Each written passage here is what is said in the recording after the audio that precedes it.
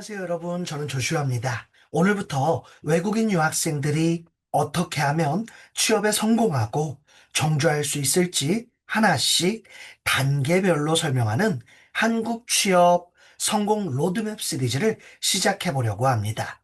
저는 20여 년 동안 한국 대기업과 외국계 기업에서 인사 담당자로 일하면서 수천 명의 청년들을 채용하는 일을 했고요. 지금 현재는 위더스 플러스라는 회사를 통해 한국에서 공부하고 있는 외국인 유학생들의 취업과 정주를 돕는 일을 하고 있습니다.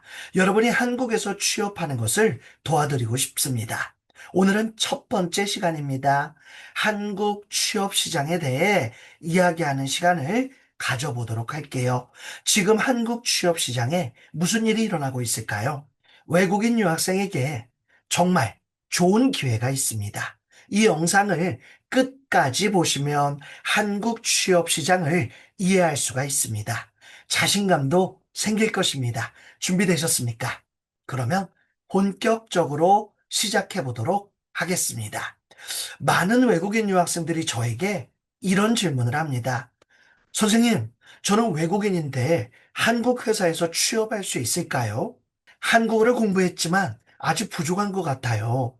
비자 문제가 너무 복잡해서 포기하고 싶어요. 한국 회사 문화에 적응할 수 있을까요? 이런 걱정들 정말 많이 듣습니다.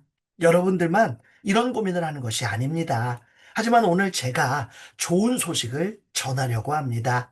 2026년 한국 취업 시장은 완전히 다릅니다.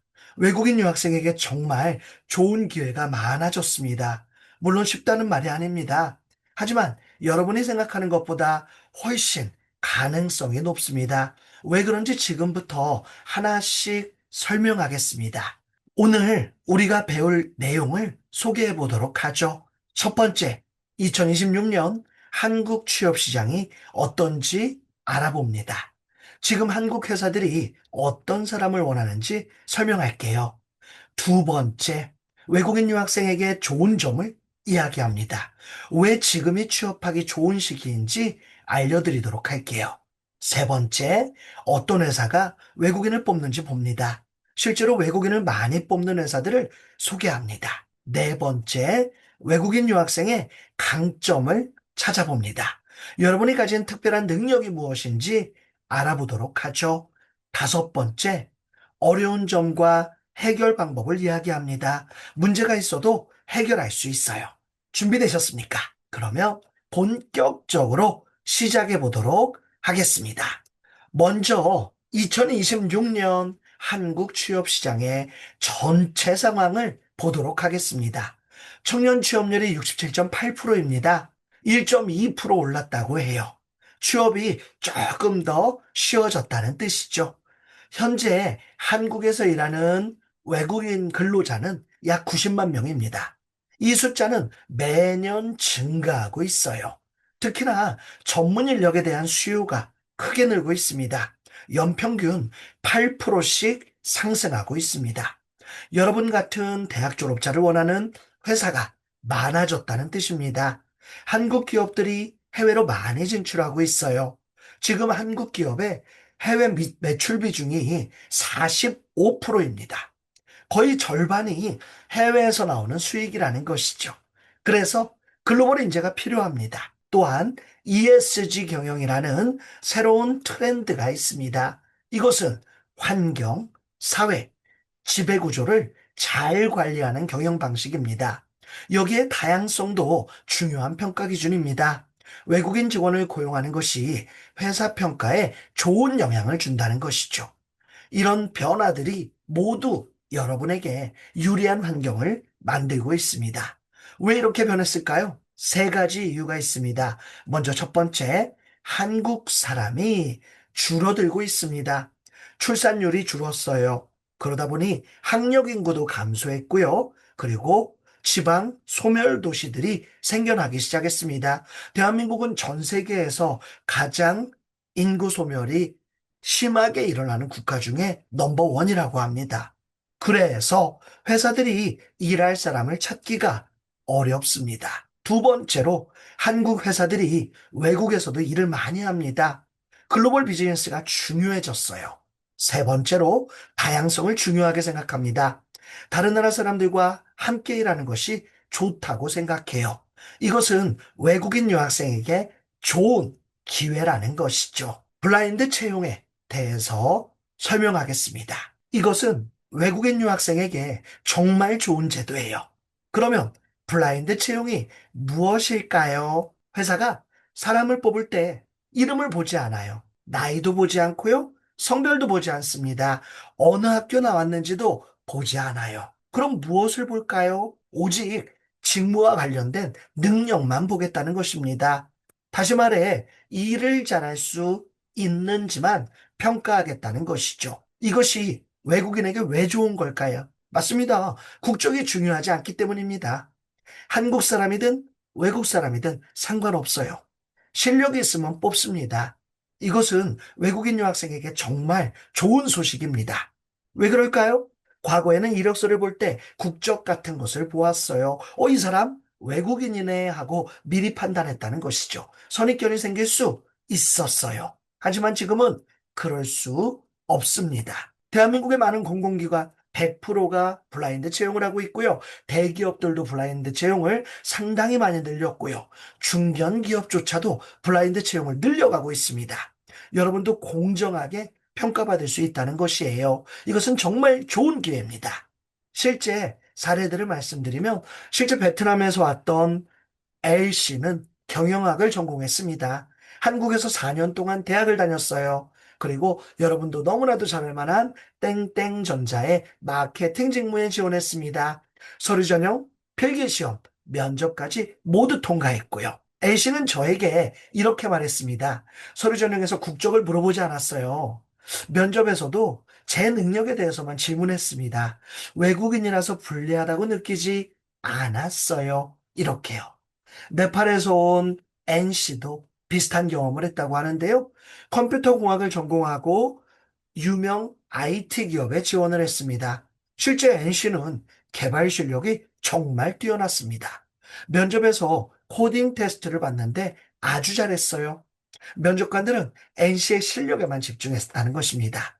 결국 합격했고 지금 유명 IT 기업에서 잘 일하고 있습니다. 이런 사례가 점점 많아지고 있다는 것이에요.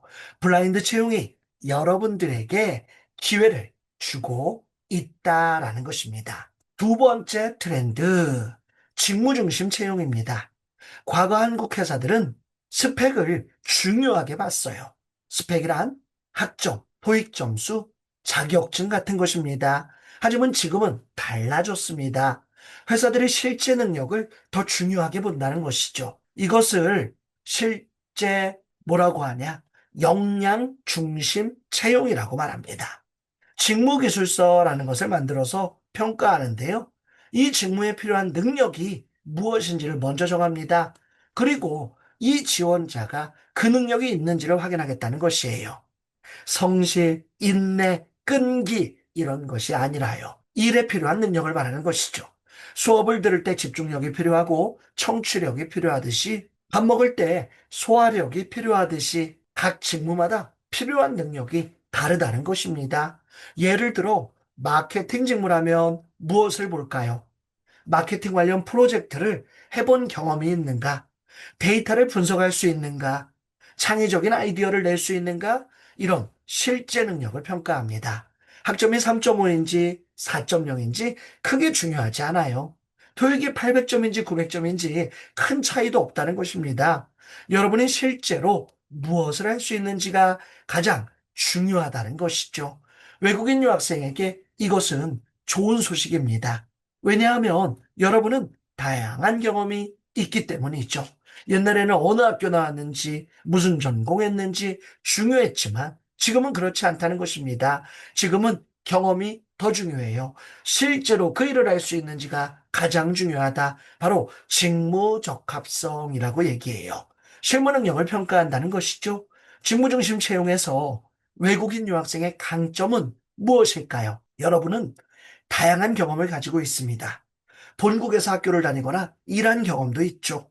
한국에 와서 여러 프로젝트를 했습니다. 학교 과제, 팀 프로젝트, 동아리 활동도 있어요.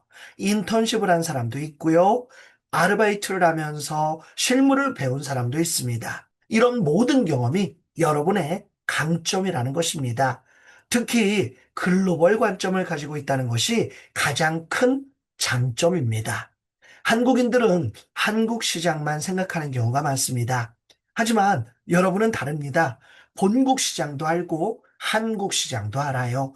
두 나라를 비교할 수 있습니다. 이것이 바로 회사가 원하는 능력이라는 것이죠. 예를 들어 베트남 학생이 마케팅 직무에 지원한다고 합시다. 저는 베트남 시장의 소비자 트렌드를 잘 압니다. 한국 제품이 베트남에서 어떻게 팔릴지 제안할 수 있습니다. 이런 말을 할 수 있습니다. 이것이 바로 직무 역량이라는 것이죠. 자, 여러분, 어떻게 준비해야 될까요? 세 가지만 기억하시기 바랍니다. 첫 번째, 하고 싶은 일을 정확히 정하세요. 직무, 이것을 결정하는 것이 중요합니다. 두 번째, 그 일에 필요한, 정말 필요한 직무 능력, 이러한 필요한 능력들을 배우시기를 바랍니다. 세 번째, 경험을 쌓으세요. 프로젝트나 인턴 하셔야 돼요. 더 이상 아르바이트만 하면서 편의점에서 일하면서 식당에서 일하면서 시간을 보내시면 한국에서 취업하기 어렵습니다. 전공이 다르더라도 괜찮습니다. 여러분 경험과 능력이 있으면 된다라는 것입니다. 디지털 전환에 대해서 이야기해 보도록 하죠. 이것은 여러분에게 큰 기회입니다. 디지털 전환이 무엇일까요? 회사들이 모든 일을 디지털로 바꾸고 있습니다. AI를 사용하죠. 빅데이터를 분석합니다. 그리고 클라우드 서비스를 사용합니다. 그래서 새로운 기술을 가진 사람이 많이 필요해요. 회사들이 이런 사람을 많이 찾고 있어요. 어떤 능력이 필요할까요? 데이터를 분석할 수 있어야 합니다. 디지털 마케팅을 할 수 있어야 해요. IT 기술을 알아야 되겠죠? 외국인 유학생에게 좋은 점이 있어요. 무엇입니까? 맞습니다. 외국어를 할 수 있습니다. 여기에 디지털 능력을 더하면 완벽합니다. 예를 들어 영어와 데이터 분석을 할 수 있으면 글로벌 마케팅 팀에서 일할 수 있어요. 중국어와 AI를 알면 중국 시장 담당자가 될 수 있겠죠? 디지털 능력을 배우시기 바랍니다.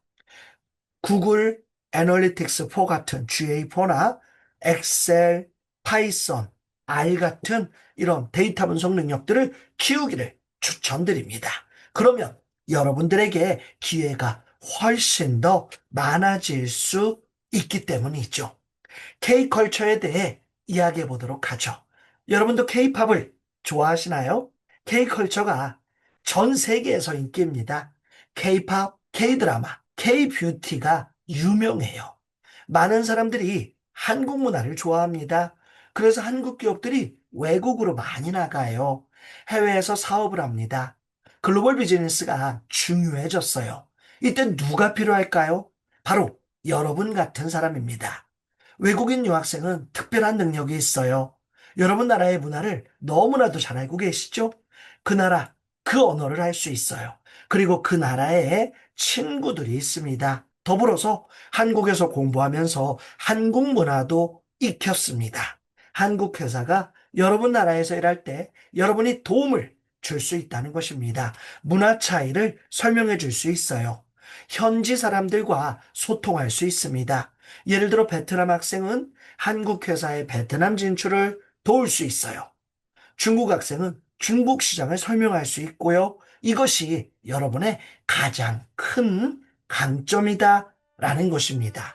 여러분이 지원할 수 있는 곳을 알려드릴게요. 외국인 유학생은 특별한 능력이 있어요. 글로벌 기업도 있겠죠? 구글 코리아나 마이크로소프트 외국계 기업들도 있어요. 이 회사들은 외국인에게 익숙합니다.